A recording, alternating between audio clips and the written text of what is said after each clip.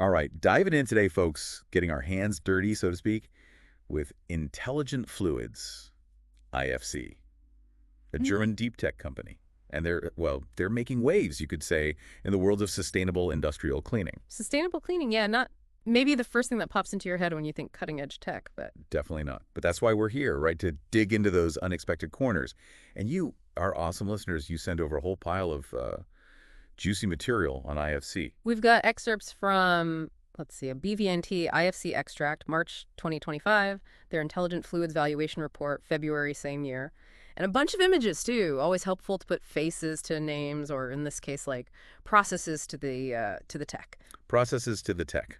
Love it. So mission objective today, to figure out what makes IFC tick. What are they doing differently in the cleaning chemical industry?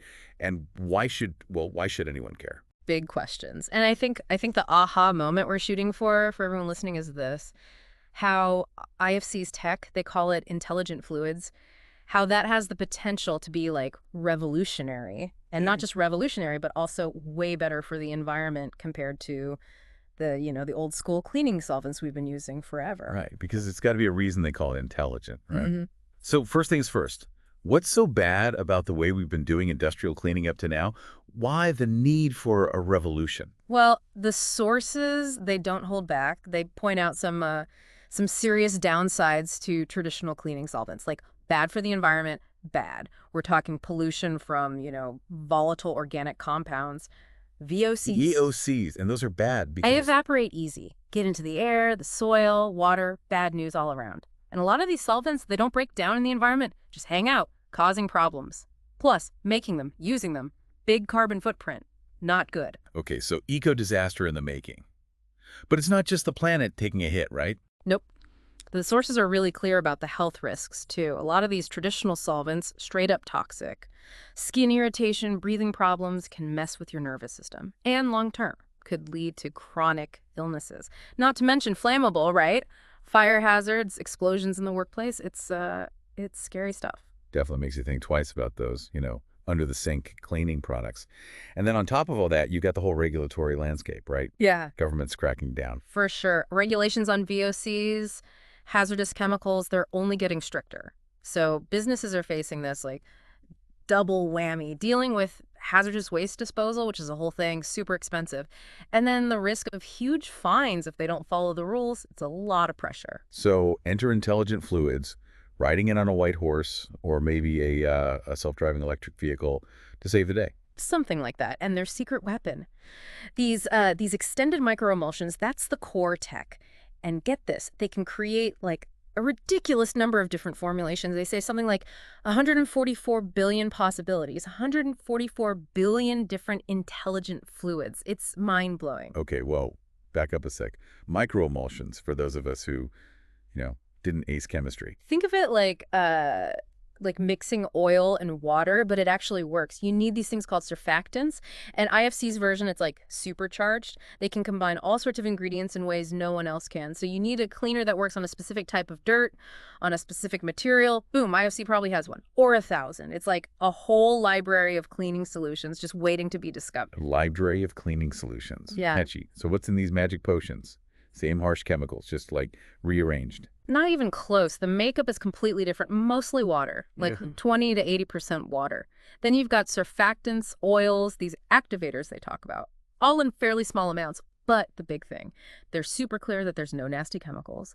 The raw materials, they're the kind of stuff you find in cosmetics, even food. So no more like holding your breath while you scrub the bathtub. Exactly. And they sum it up nicely with this e-smart thing they keep mentioning. Material-friendly, user-friendly, environmentally friendly, water-based, pH-neutral, fully biodegradable, stable, safe for your skin, and get this, non-flammable. Non-flammable. Okay, that right there, that's huge. Seriously. So how does it actually work? How do these intelligent fluids get things clean if they're not using all the heavy-duty chemicals? They break it down into like 4 steps. First, you apply the fluid. Second, it seeps in, gets into the dirt, starts to break it down. Third step, this is where the magic happens. It disrupts the adhesion, the stickiness between the dirt and the surface, lifts it off. And finally, you rinse with water, which deactivates the fluid. Clean. Okay, but that liftoff part, how's that Right. different from, regular solvents? So this is where it gets really cool. IFC talks about a physical liftoff, and it happens at a tiny scale, like nanometers. They form these things called plasma cells, and you can picture them kind of like, I don't know, like microscopic crowbars. They wedge themselves in and pry the dirt off. It's not dissolving the dirt like a lot of biosolvents do or encapsulating it like biosurfactants. It's more like precise removal. Size removal sounds delicate. Yeah, and that's important because the old way, dissolving the dirt, sometimes that can damage the surface underneath. But this physical liftoff at such a small scale, it's way gentler. Think about like cleaning delicate electronics. This could be a game changer. Less collateral damage. Gotcha. Yeah. So it's not just about being like green and safe. It actually works better. That's what they claim. And the benefits for customers, they're pretty substantial. The sources mention up to 80% reduction in CO2 emissions, 60% less energy use, 70% less material consumption overall. Those are big numbers. Good for the planet, good for the bottom line. Yeah, those ESG scores are going to be looking good. ESG, by the way, environmental, social, and governance, for anyone who's not up on the lingo. Right. So companies are like super focused on that these days.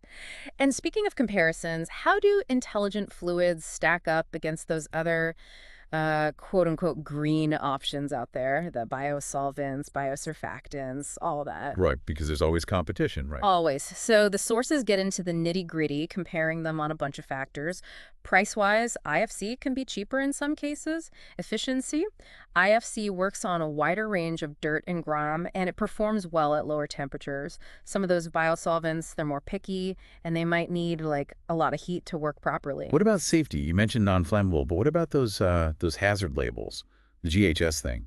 Right, right. So IFC has a flash point above 60 degrees Celsius, meaning it's like way less likely to catch fire than some biosolvents, which can have super low flash points, and their GHS labeling, maximum GHS 7, which basically means it's less hazardous than some biosolvents and biosurfactants, which can have like GHS 5, which means corrosive. Okay.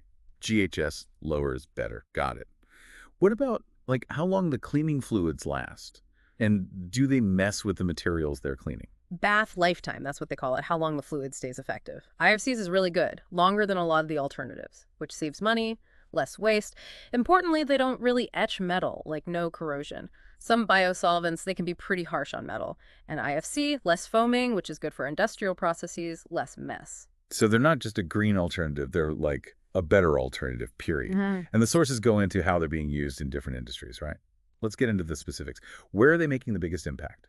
They've got these diagrams, these tables, breaking down their focus into three main areas: advanced electronic manufacturing, AEM, industrial and institutional cleaning, IAC, and then business to consumer, so B2B to C. Seems like AEM is their sweet spot right now. Electronics manufacturers. So we're talking Yeah. like super tiny, delicate stuff. What are they doing there specifically? Well, for one, they're cleaning photoresist. That's a crucial step in making, microchips, all sorts of electronic components. And their tech, it's faster, the fluid lasts longer, and it works at lower temperatures compared to the usual methods that use NMP.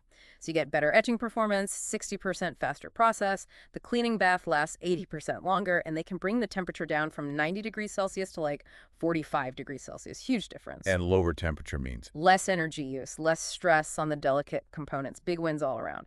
They've also got solutions for metal liftoff, another step in the process, and their fluid can completely replace rinsing with IPA. Again, faster, longer lasting, lower The temperature. efficiency on point. Yeah. They even have like equipment cleaning solutions that are way faster than using NMP, and they can get rid of acetone altogether. Less VOCs, which is always good. And for printed circuit boards, cleaning those, removing flux paste after soldering, they say their fluids cause less etching of the boards themselves. The bonds are 80% stronger, the bath lasts longer, and the cleaning process is 30% faster. And then there's temporary bonding removal, which is used for like advanced packaging techniques. They can reduce the process time, and there's less chance of damaging the surfaces. It's a long list. Yeah. So from tiny microchips to cleaning entire factories, it seems like they do it all. Yeah. What about the more consumer-facing stuff? Yeah. The B2B to C. This is where it gets like closer to home. Automotive, they have rim cleaner, bug remover. For tradespeople, workshops, they've got sneaker cleaner, hand cleaner, stainless steel cleaner, even a multi-oil lubricant. And then for just like general household use, office use. They have a glass cleaner and a multi-surface cleaner. Yeah. Oh, and they've partnered with GAI Plantation, that's a Nordic retailer, to make green outdoor cleaning products and shoe care products. So they're getting into the retail market, which is interesting. Reaching the average consumer. Yeah. Smart move. Okay, so clearly they're covering a lot of ground. But how big is this market, really? What's the potential for a company like Intelligent Fluids? Well, they say they're looking at a market worth over 50 billion euros. And their words, they're targeting mostly harmful wet chemistry waiting to be challenged. But the market research data we have gives us a more granular view. Break it down for us. What's the global outlook for, let's start with industrial and institutional cleaners? Grandview Research, they're predicting that market will hit 87.26 billion US dollars by 2025, and then keep growing at about 8% per year to reach $128.21 billion by 2030. And that covers a lot: janitorial supplies, kitchen stuff, agriculture, food processing, transportation, laundry services, big market. And in developed countries, that whole ESG focus is really driving things. The big players in that market, you've got Ecolab, Diversey, Procter& Gamble, just to name a few. Right now, general purpose cleaners are the biggest sellers, especially for healthcare and hospitality. Makes sense. What about the electronic wet processing chemicals market? That's where IFC seems to be making a name for themselves early on. Markets, they're forecasting that market will reach $4.37 billion by 2025, and then grow at about 7.2% per year to hit $6.19 billion by 2030. And that whole green trend, that's got to be a big factor across the board, right? What's the market looking like specifically for green cleaning products? Prophecy Market Insights, they think that market will reach $2.9 billion by 2025. But they're predicting much faster growth, like 21.1% per year. So by 2030, they think it'll be worth $7.55 billion. Consumers are more aware, governments are pushing for it, so yeah, big growth there. What about the building blocks of these green products? Natural surfactants, bio-based, platform chemicals, all that. Market Research Future, their projections for natural surfactants are $22.63 billion by 2025, with slower growth, about 4.2% per year, reaching $27.80 billion by 2030. And for bio-based platform chemicals, those are kind of the raw materials for a lot of these products, they're predicting $7.51 billion by 2025, growing at a decent 11.9% per year to reach $13.18 billion by 2030. Moving away from fossil fuels, that's a big driver there. Right now, bioalcohols are the biggest part of that market. So lots of growth potential across all these markets, especially the green and bio-based sectors. And the sources also break things down regionally, right? Any particular hotspots on the map? Yeah, the graph shows some interesting trends. Asia Pacific, they're expecting strong growth in pretty much everything: industrial cleaners, electronic chemicals, natural surfactants. Europe is a big market, steady growth projected there too. North America, also big, and they're expecting continued expansion. Middle East and Africa, smaller market now, but still growing. It's pretty clear this move towards sustainable cleaning, it's a global thing. A global wave. So how is IFC riding that wave? What's their strategy? Right now, they're focused on those three segments we talked about: AEM, IEC, B2B2C. But they're not stopping there. They're planning to go global, big time, setting up local manufacturing and sales in key regions, partnering with regional leaders for distribution. And they're looking into joint ventures in retail, both like big stores and online. Ambitious. The sources mention a company roadmap too, right? What have they accomplished so far, and what's next? Their roadmap shows like a solid decade of R&D, building up their IP portfolio, getting those patents. That was 2006 to 2018. Then 2019 to 2021, they were focused on getting those first customers, proving themselves, especially in microelectronics and oil and gas. More recently, they've been setting up demo labs in strategic markets and really pushing into AEM and BDPC. Next big step: international production sites, Taiwan and China. Global domination. And speaking of IP, patents, trade secrets, that's got to be crucial for a company like this, right? What's their situation there? They've got a pretty impressive IP portfolio: 52 patents granted, more pending, plus 49 trade secrets. They're aiming to build a portfolio that can go head-to-head with the big players in the emulsion-based cleaning market. Right. And they've got strong relationships with their IP partners, which is always a good sign. So from a financial standpoint, are they on solid ground? What kind of revenue are we talking about? They're projecting revenues of 22 million euros by 2027. And their financials from 2021 to 2024 show a good trend: revenue and gross profit both going up. Margins are improving too, which is what you want to see. There's also that venture scorecard thing mentioned in the sources. What's the verdict there? Good investment, risky bet. They scored 84.33 out of 100. That translates to unique opportunity, high potential investment, and moderate risk. Basically, they think IFC has a good shot at success, greater than 60% chance, less risky than your average startup. And they've got Wave Equity Partners on board, a venture capital firm. They own 40% of IFC. Smart money backing them. So what's the big picture? What's IFC's ultimate goal? They want to become a platform company. Basically, they want to supply their fluids to like all the big chemical corporations for high volume applications. Yeah.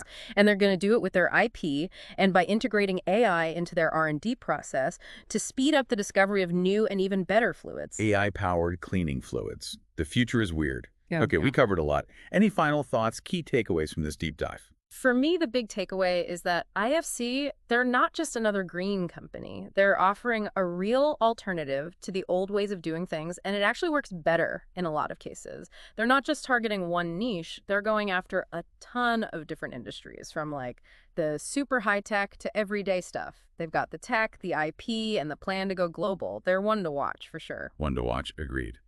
What surprised you the most? I gotta say, that 144 billion number, the sheer number of potential intelligent fluids they can create.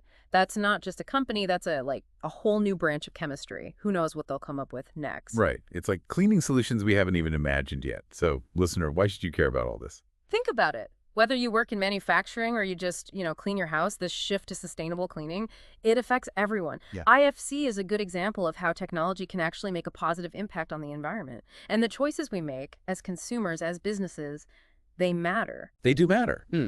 So, I guess the big question now is, how fast will this change happen? How quickly will everyone switch to these greener alternatives? Yeah. And what happens to the old chemical industry then? It's a whole chain reaction. Lots to think about. Thanks for joining us on this deep dive.